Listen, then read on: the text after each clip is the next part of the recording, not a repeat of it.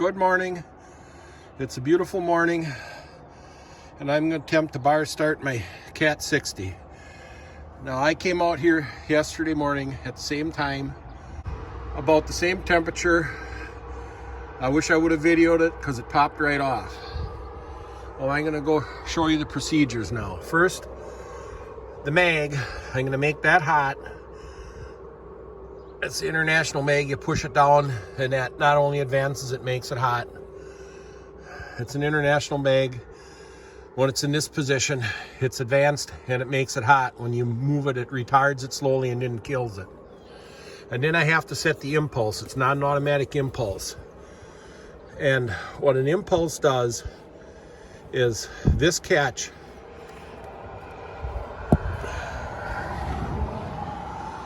goes down and catches a notch on this part of the Magneto. So as you're slowly cranking it through, that will catch that, and it will stop the rotation of the mag momentarily as you're still cranking the engine.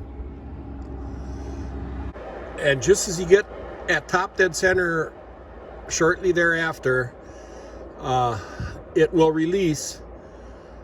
And what an impulse does, you engage this, and that catches a notch in this part of the mag.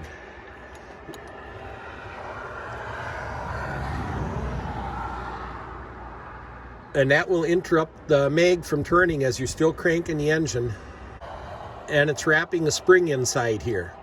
So as you still crank the engine, when you reach top dead center shortly thereafter, it trips, and then the mag will go through to fire. And that impulse accomplishes two things. It slightly retards the spark so that it won't kick back when you're cranking, and it provides a stronger spark because that wrapped spring, when it releases, the mag turns through quickly to give a stronger spark. So before starting, you always want to make sure you remember to engage the impulse so that it doesn't backfire and take that bar out of your hand. Next, I'll turn the gas on. Now I'll go around to the other side. Now I'll move the compression release that opens petcocks on all of the cylinders that far down from the head, so it lowers the compression immensely, enabling you to crank it through easier. Then I open the petcock on the float bowl to run some gas out for priming the cylinders. Then you open the petcock up here, and the book calls for about a tablespoon of gas in each one.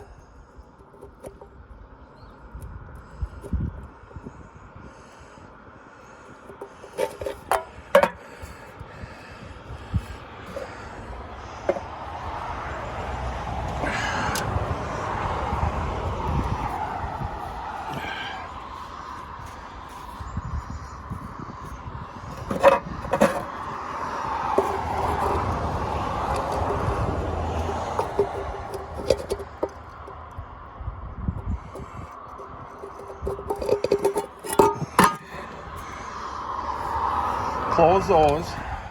Next, you do press this button on the carburetor that pushes the float down so the carburetor floods, because there's no choke on this machine. If any of you have ever had any old English motorcycles, it's called tickling the carburetor, and you usually do it until, oh, now I think the float's stuck.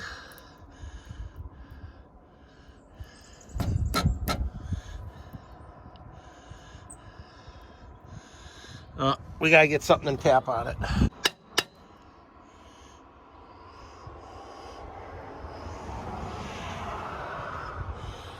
There, now it's stopped. But if any of you have ever owned an old English motorcycle, it's called tickling the carburetor, and that always explains the gas stains down the carburetors. So now, after tickling the carburetor and priming the cups, now it'll be time to put the bar in to try and start it. Now, the book calls, I'm doing this right according to the book. The book calls for bringing it up on the compression stroke and then pulling it through the compression until it starts. So it usually takes about 2 or 3 holes on the flywheel to bring it up to the compression stroke, and if it wants to bounce back, you hold it in place with your foot to get that last hold when you're going to try and start it. So let's see what happens.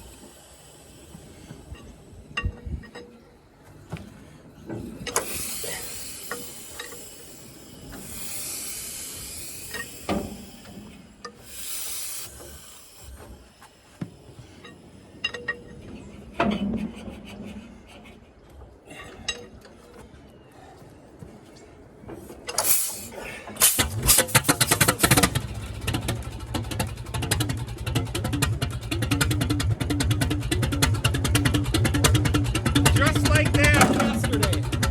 Did the same thing, fired right up. It makes me so happy. So those are the steps to go through for bar starting the Cat 60.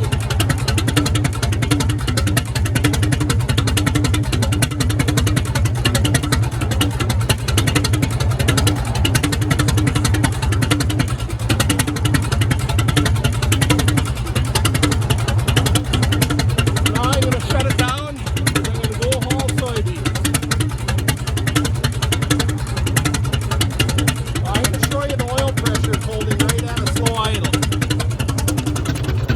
As you can see, it's holding over 20 pounds of oil pressure at a slow idle, but it's 40 degrees this morning, so the oil's rather thick. Now I'm going to shut the gas off, let it run out, and let the carburetor run dry.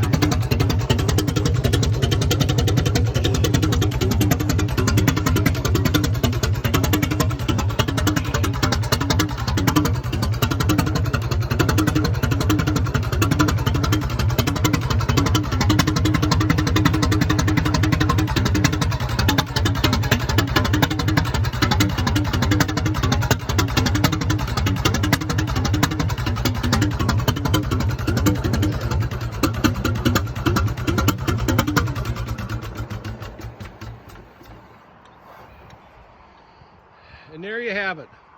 Bar starting my Cat 60. I hope you enjoyed it, and we'll see you again. Time to go haul beans.